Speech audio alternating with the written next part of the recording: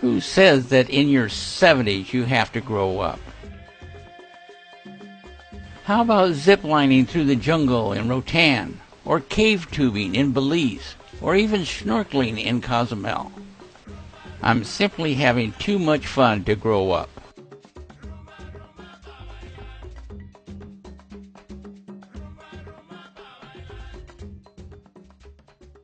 Travel story number 3, ziplining and cave tubing. Boy, did I get a lot of feedback on should I or should I not go ziplining. Yes, no, maybe, buy a GoPro camera. What most of you do not know, I am an expert at ziplining. Yes, indeed. I first went ziplining 65 years ago. Hard to believe, but true. I was 12 years old. We had a large pepper tree in our backyard. My friends and I had built 2 tree houses on the extreme ends of the tree, one higher and higher than the other. We rigged a cable from one tree house to the other, attached a pulley and a rope, and zipped from one to the other. Therefore, I am an expert. There is also built into my character the ability to blame others for my own actions. Therefore, it is all Don West's fault that I went ziplining at the advanced age of 77. Let me explain. Don was down here in Rotan about 3 months ahead of us. Don, 40 years ago, also belonged to a group called Army Paratroopers. This is a group of men that would jump out of perfectly functioning aircraft.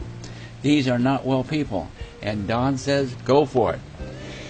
Yet even this is not why I decided to go ziplining.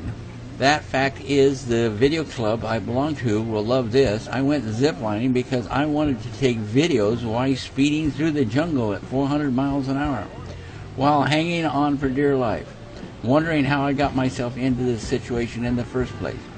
Totally because I wanted to get the entire run on video. Now, there are 2 zip lines in Rotan. One is marked easy and one is marked advanced. The advanced route is 1,600 feet in length. What is that? A football field and a half. There are, in reality, 6 stations on this route, meaning that you zip from one platform to another platform, switch to a new set of cables, and zip on to the next platform. This actually gives one time to contemplate, how did I get myself into this mess? At least 6 times. The zip line is not done in a chair, it is done in a harness. Therefore, there are 2 straps and clips on the pulley and one longer strip with a clip to a second cable. That is called the safety line. Helmets are issued, and yes, one man was equipped with a GoPro. Cameras attached to his helmet. The first indication that I may be in serious trouble came when they loaded 8 of us into what looked like an excessively worn out old pickup with wooden benches and wood panels to keep us from bumping out. Next, the road cannot be called a road through the jungle, more like a donkey cart path, and what is exciting is the runoff from rain has created a gully where the driver must put the tires on both sides, up and down one mountain and up the next. It's going to take a week to get my bones back together. So we arrive at the first station, and again I realize certain problems have to be overcome. We're given a set of old worn leather gloves. We are instructed that with the right hand we are to place on the overhead cable as far behind us as we can reach. This is to prevent us from rotating while on the zip. Then with the second hand we are to hold on to the strap in front, and this is to keep us upright so we do not arrive at the next station with our feet in the air and our head down. This is well and good, but I need a third hand to operate and point the camera. Also, there is no way for me to turn on and turn off the camera with leather gloves.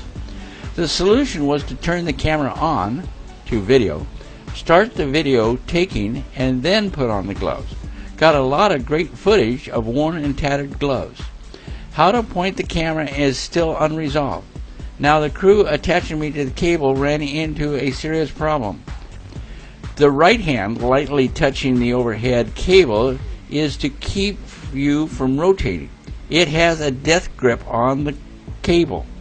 No matter what they tell me or what my head tells my hand to do, it is not going to ease that grip I have on the cable. They had to physically remove my hand from the cable and start over and over and over. Finally, we got it right.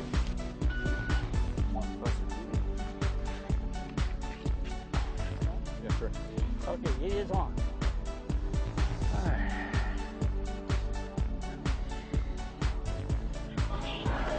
Now, do I put a hand behind me or both of them on one hand behind me? Okay. Yeah, have it very loose and let it slide down. Yeah, let it slide. Okay. Okay, very loose. One hand up here, right? All right. Get up. Taking video. The camera is either pointed straight up or has fallen to my side, pointing straight out or down, but not in the direction I'm traveling at the speed of light. So I take the right hand and grip the harness, keeps me upright, and with the left hand try to point the camera in the general direction I'm traveling. Of course, I start to rotate, which means it is next to impossible to keep the camera pointed forward unless you figure that forward is in the general direction my body is pointed at the moment. The point of the first lesson is to lightly grip the cable. That keeps you from rotating, is also to keep you from slowing yourself down so that you can reach the next station. Now that I've mentioned that if you hold on to the cable too tight, you might not reach the next station. Are any of you getting ahead of this story so you know what happens, right? So on the last and final leg of this insanity is a very long ride over a lagoon and across a sandy beach. Got the picture? So I am trying to keep myself from rotating, trying to keep myself upright, trying to take video, and yes, I came to a halt 30 feet short of the final station, just dangling. A man hooks on his harness to the cable and comes out to me, wraps his legs around me, and then hand over hand drags me to safety. Dorothea was waiting on the beach and took one very good photo and some video of me being dragged back to the final station. Did I get any video? Oh yes, lots and lots of video. I got the sky, I got the landscape at either a 45-degree angle or a 90-degree angle, far from being straight and level. But the good news is that here and there, I really did get some good video. The trees and the vines are passing and a clear shot of the cable ahead of me. It will take some editing, but I did get my money's worth. What cannot be replaced is the aging I went through while getting the videos.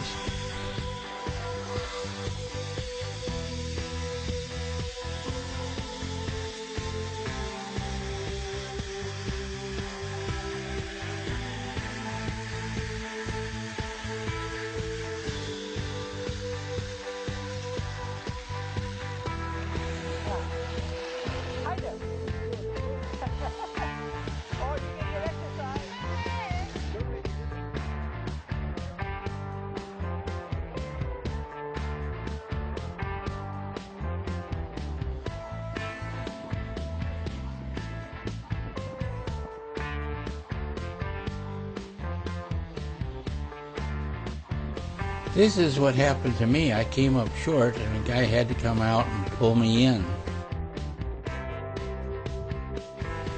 This is Dorothea's camera taking a video of me being rescued.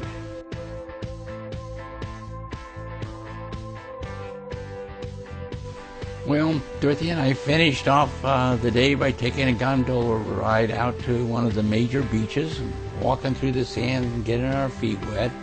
Had a good time, and then back to the ship, and that was the end of our trip to Rotan in the Honduras.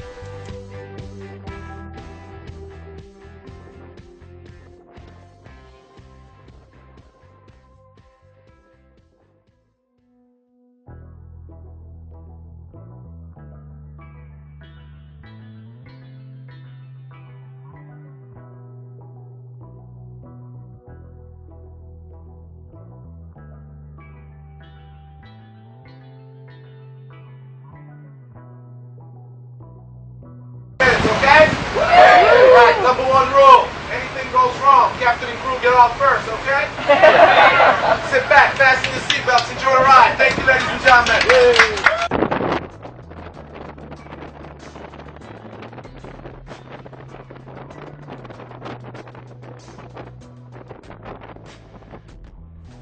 Now, Belize City is the second of 3 stops in the Caribbean. There are several shore excursions to choose from, and Dorothy and I have chosen to go cave tubing. Yes, that is getting on inner tubes and floating through a cave. Now, Princess Cruises offers a shore excursion for cave tubing, and they wanted $70. By the way, notice Dorothea with the flashlight on her head? Princess wanted $70 to go on a cave tube, and we went online and we found a company called Butts Up Cave Tubing. They wanted $50 per person. Those are the inner tubes that you ride on. What are the 2 guys in the zip line?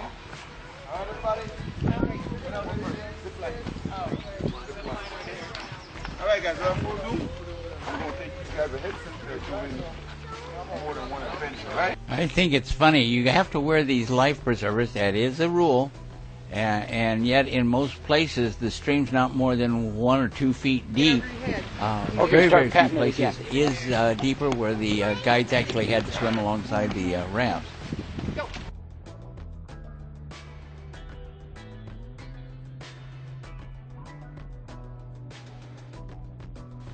Let's kind of start here back at the beginning.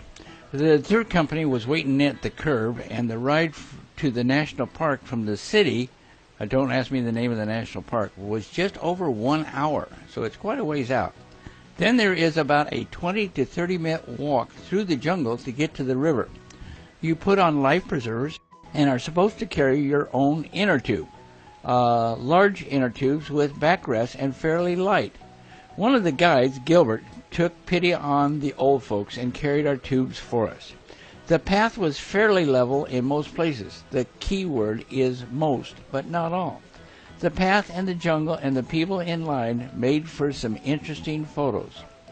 The stream is fairly shallow, maybe 1 to 4 feet where we get set up. There are 9 adults and 2 children in the group. The inner tubes are laced together 2 by 2. The guides walk, 1 in front and 1 in back.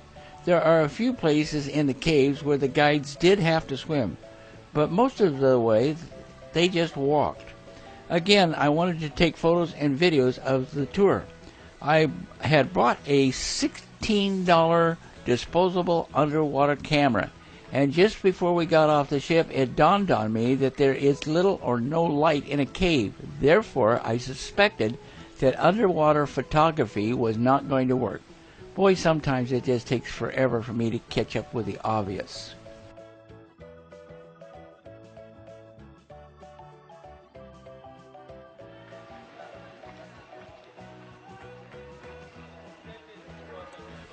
This is the setup point where we lace all the inner tubes together, and there are several different cave tubing companies here, tour companies here, all launching from the same location.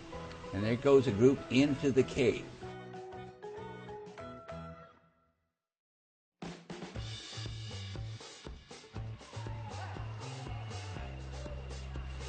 I also want to note that I was not about to carry my very expensive camera into here for fear of dipping it in the water, but I was not beyond taking Dorothea's camera. Now, I did carry a clear plastic bag with me just in case. Never did need it. It also became quite clear that in the middle of the cave with no light, I could not expect to take any videos of any worth. Now, the camera did have a flash, so I did get some great photos.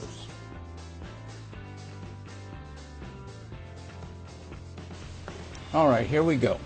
Now, I did mention that part of our equipment was the flashlights, straps that you wore on your head. When a lot of headlights are pointed towards the roof of the cave, I did get some video. But when editing, if the audience was to watch 10 seconds of flashlights on some rocks, it really is about 5 seconds too long. Now, once in a while on the cave trip, there was actually openings from the cave out into the jungle. And in those spots, I was able to take some videos from the inner tubes facing out into the jungle. Very effective.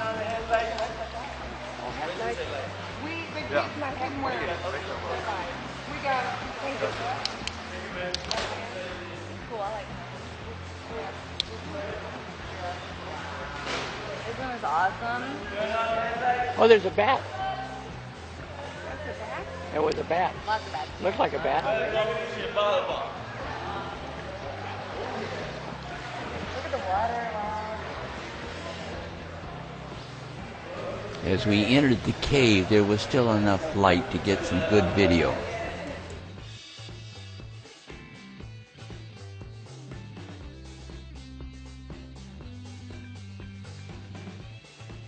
Not too good with the video. Maybe. There's some light down here, but not much. If I shoot it down at the water level.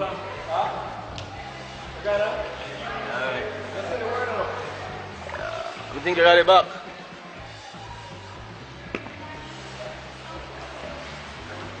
From time to time, you'll see the lights from our lamps that we wear on our head shining on the ceiling of the cave.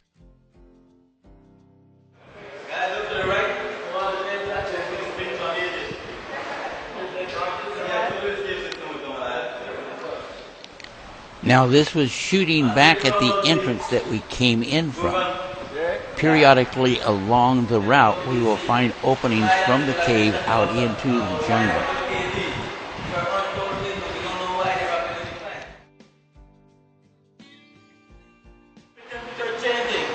And you hear what sounds like a waterfall?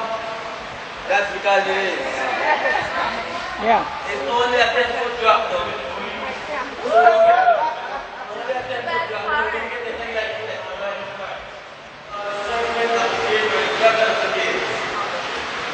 Can you see the sparkle in the rocks?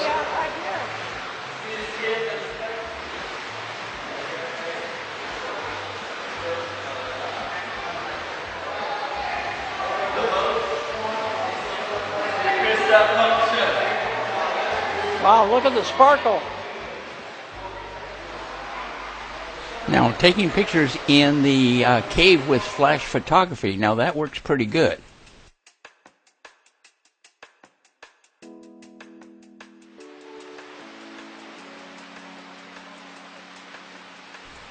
As we drifted through the cave, we came across several openings out into the jungle.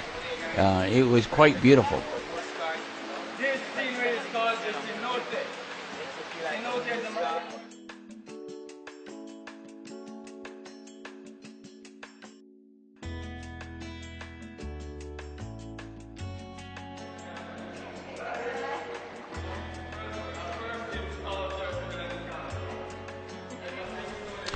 Drifting through the caves, there were a few spots where the guides, the guy in the lead and the guy behind us, actually had to swim, but not in many places. And here we are coming to the end of the trip through the cave. The overall trip is about 35 minutes, but well worth it. God, that was fun. Now, the video camera did not work very well in the darkness. Just flash cameras worked the best.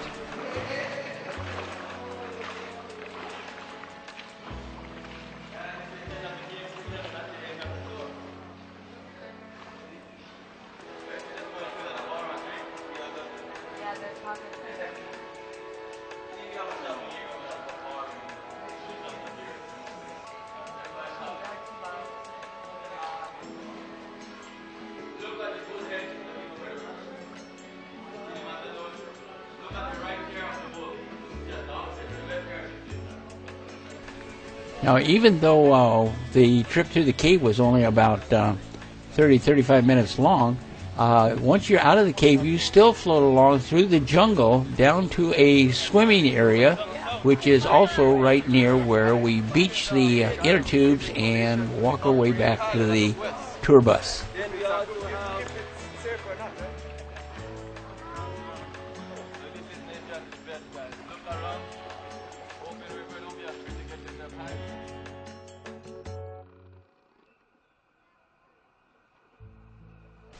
Now that water is just absolutely crystal clear.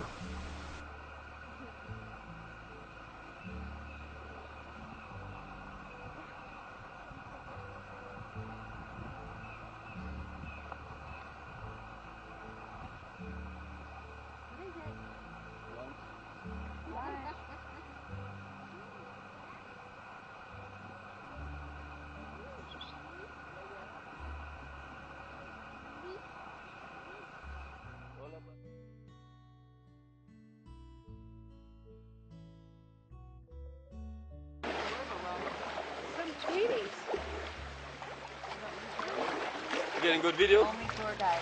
I have no idea, You guys see? but I shot a lot. Oh, cool. That's a good thing. You have options. Editing. I can never shoot too much. You can only get rid of what you have. Exactly.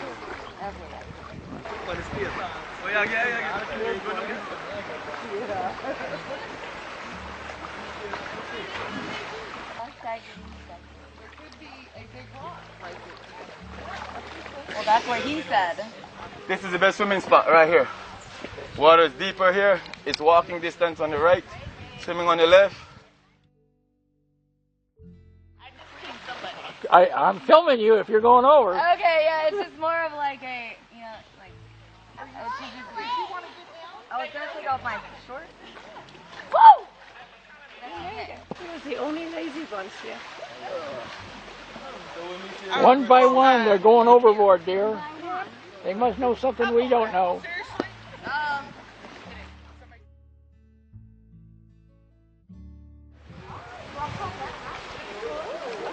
Do you realize it's just you and me, babe? Yes. And all these inner tubes just for us. And we got our own private guide, Gilbert.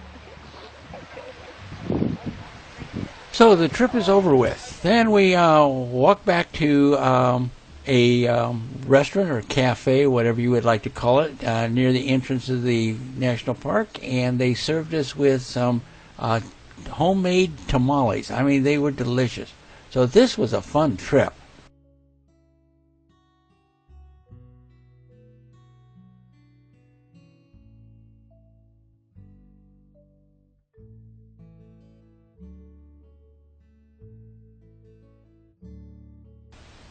Okay, these are our two guides.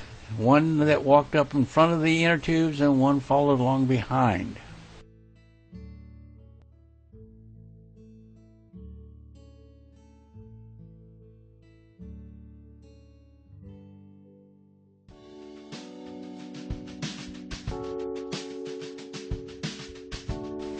Now this was a 7-day cruise from Houston, Texas to Houston, Texas by way of the Caribbean. And we only stopped at 3 ports, and the third port was Cozumel. And the thing I wanted to do in Cozumel was go snorkeling. Now I haven't been snorkeling in 25 years. And again, like I said, I'm getting up there. But I bought this disposable underwater camera for a whole $16 and wanted to try and get some pictures underwater. Now in Cozumel we found a taxi cab driver, and for $12 they would take us out to this almost inclusive resort. This is where the entrance fee was $12, but it covered a drink and it covered the diving gear or the snorkeling gear. So that's where we headed for. Now I'm really not having problems getting into the water. It's actually that the below the surface it's completely sandy. It's a little bit rocky and it's a little bit hard to keep your footing. Now I actually sat down in the water as it is easier to put on swim fins when sitting down.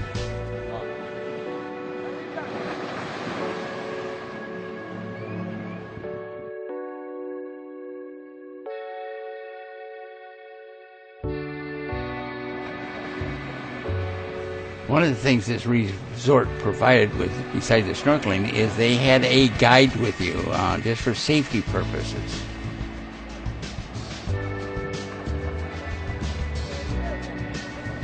Well, I will say this. The water was nice and warm. The water was clear. but as far as underwater photography, there really wasn't a whole lot to take pictures of. Now, I've been diving off the Great Barrier Reef in Australia, and I've done some snorkeling along the reef in Fiji, and it's extremely picturesque. This wasn't picturesque, but at least at my age, it was an exciting adventure. I did get some pictures with that underwater camera. Remember, this is a $16 disposable underwater camera, and it did take some good pictures. It just simply wasn't a lot to take pictures of.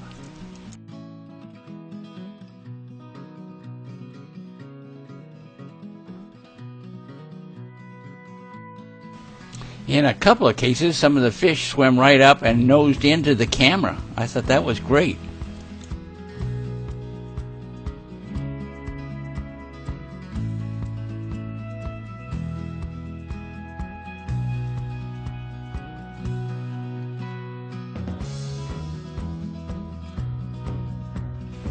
Regardless of not having much to take pictures of, I had a lot of fun. I haven't been snorkeling in a lot of years, and one of the things I learned to do was to pace myself, not to try and overexert myself.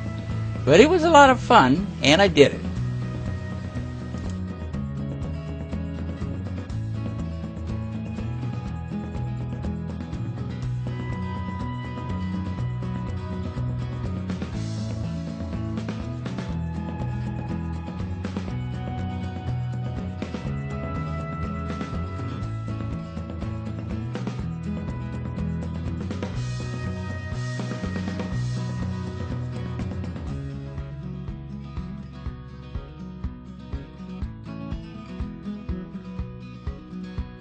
All right, we went back to the ship. I think we had lunch, if I remember right, and then we got back off the ship and went back into town so Dorothea could go through all the little tourist shops. Diamonds International seems to be at every stop. We went on a little tram ride out to one of the beaches. It was a nice, restful little ride. And that was our stay in Cozumel.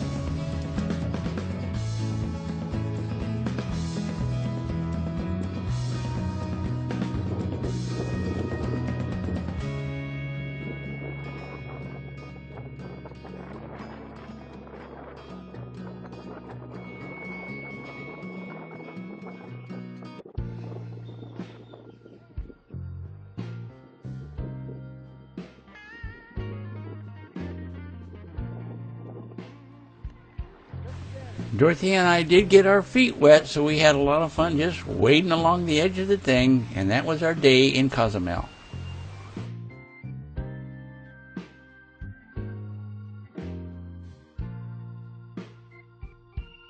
Life is just too short not to enjoy yourself.